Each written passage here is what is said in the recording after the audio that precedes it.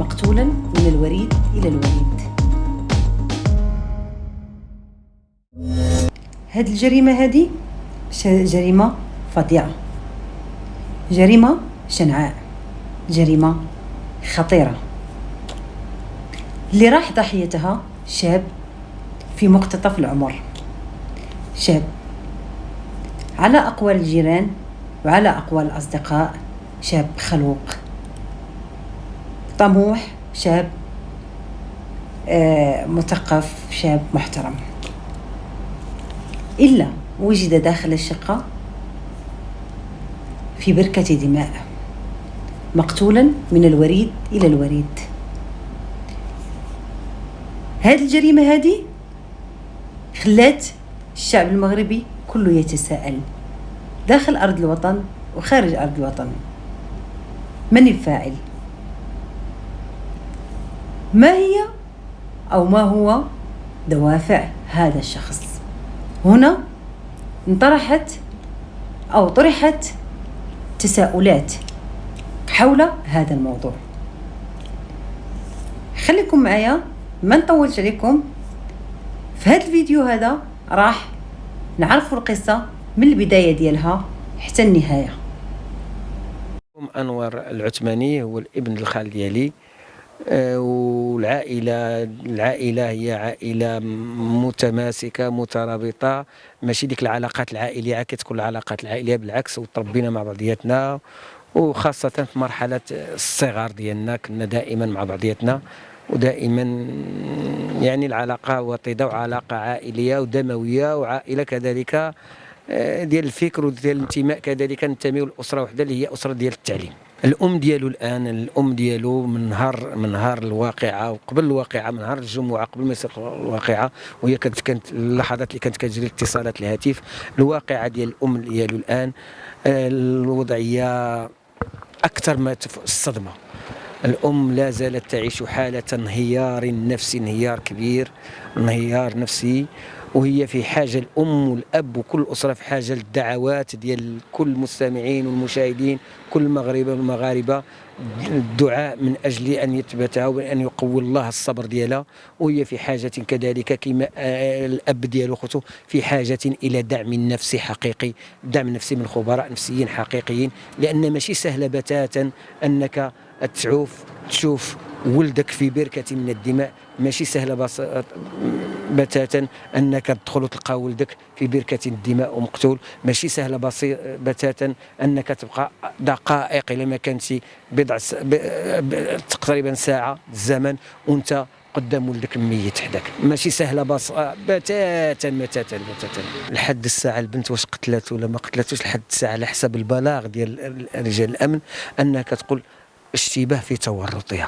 احنا ما نقدروش نتهموا حتى شي واحد، ما نتهموا حتى شي حد، ولكن اكيد ان شاء الله بانه في 48 ساعه القادمه ان الحقائق عتبان، وبان الحقيقه كلها عتبان، لان الشرطه بكل تلويناتها وانواعها وبكل الاجهزه ديالها انها كدير التحقيق ديالها، وهناك تنسيق امني سواء بين الشرطه ديال العرايش وتطوان وطنجه، او كذلك التنسيق الامني بين ادارات المراقبه التراب الوطني والاداره الامنيه من اجل كشف الحقيقه، لان الان ما بقاتش قضيه ديال العثماني، العائله العثماني ولا العائله العسيري، ما بقاتش هو المشكله، ولات مشكله ماشي ديال مدينه العرائش ولا ديال طنجه، ولات مشكله قضيه راي عام وطني، وبالتالي فمن مصلحه رجال الامن انها تبان الحقيقه اليوم قبل غداك، قبل ما هي مصلحتنا. ولهذا كاينه طلبات ودعوات من اجل الحفاظ على السريه ديال التحقيق.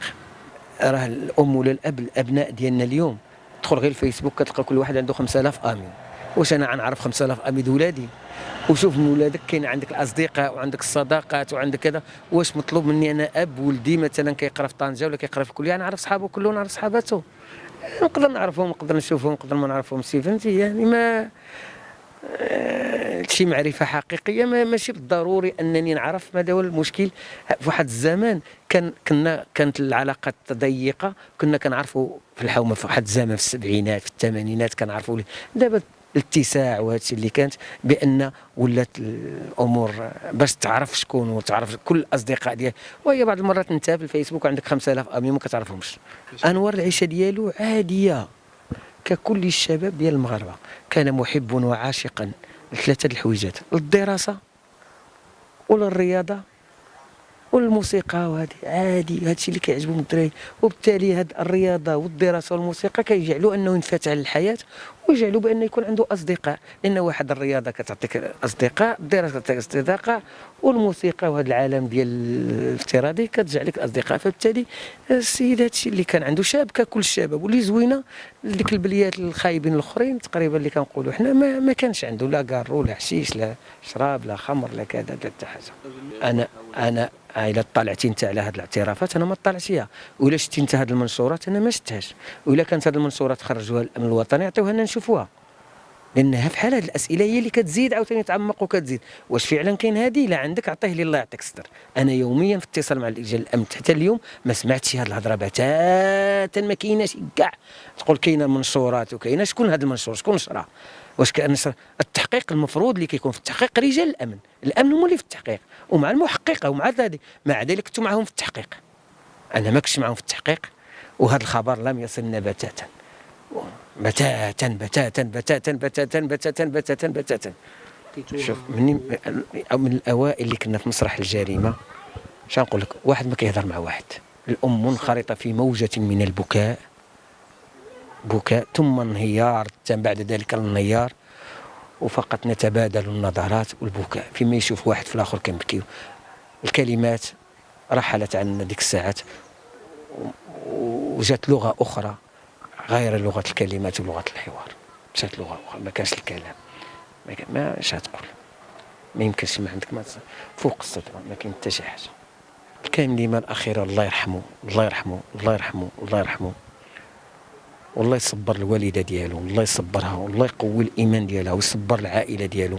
وندائي لكل شيء وعلى راسهم الصحافه انهم الله يعطيكم الستر ما تشجعوش الشباب على هذا الشيء، ما تشجعوش الشباب على هذا الشيء، ما تشجعوش التفاهات، وبانه خص الدوله تعطي قيمه للمؤسسات اللي كتربي، بان المؤسسات التعليميه ما تبقاش غير كتقري، تولي التربيه، والتربيه كنعرفوها تولي مؤسسات التربيه قبل التعليم، والاسره تربي والشارع يربي. لان المشكله ان مجتمع بدون اخلاق انتم كتشوفوا كيسودوا العنف وتنتظر كل شيء فيه. حاليا اخر المستجدات اللي عندنا في الاتصالات الاخيره، اخر المستجدات هو انه لا زال هناك استنطاق ديال الطفله بين قوسين المراهقه، الاستنطاق ديالها، وانها راه باقا كتضرب بانه، وكاين كذلك الاستنطاق ديال القريب اللي اخفى اداه الجريمه والتليفون والبوست البورتابل، وانه قريبا ان شاء الله قريبا غتبان الحقيقه. واش عندكم شي معلومات كيفاش تم العثور عليها؟ لا ما كاينش، لان هذه في الاتصال واخا تكون عندي المعلومات ما نقدرش نقولها. علاش؟ لان خاص تحافظ على سريه التحقيق، لان شحال ما نخرجوا الهضره ما يبقاش سريه التحقيق، وهذاك اللي غيكون مساعد خاص الحفاظ على سريه التحقيق، واي حاجه جديده راه يخرجها البلاغ ديال اداره الامن الوطني ان شاء الله.